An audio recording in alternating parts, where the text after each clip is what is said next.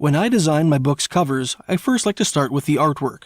You can design your cover however you like, of course, but what I typically do is get someone to create a square or rectangular piece of artwork. If you're artistically inclined, you may want to try this yourself, or if you have a friend or relative who is a competent painter or illustrator, you may want to ask them to put something together for you. I typically pay someone to do my artwork for me on a website called Fiverr.com. That's Fiverr.com. If you shop around there, you can find some phenomenal deals. Once I have my artwork, I paste it into my cover template on Photoshop and scale it to size.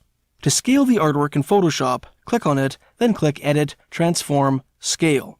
Drag the artwork into position, click one of its corners, and drag it until it reaches the desired size. I usually like to position the left edge of my artwork halfway through the vertical orange line on the spine and the right edge halfway through the vertical orange line on the right edge of the book. Next, I find a background color for my book. I actually usually do this in Microsoft PowerPoint, but I'm not going to get into that here.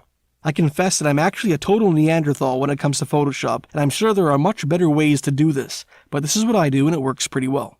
One way to find a suitable color for your cover is to search for it in Google Images. When you find something you like, paste it into your Photoshop canvas. If the image you imported has multiple colors on it, of which you're interested in only one, click the dotted rectangle icon in the left-hand Photoshop menu and click and drag it over the area you want. Hold the Control key and hit C to copy, then hold the Control key and hit V to paste. In the left-hand Photoshop menu, click the cross with the arrows, then click the part of the color you don't want and press Delete. When you have the color you want, click Edit, Transform, Scale, and drag the color so that it covers the canvas.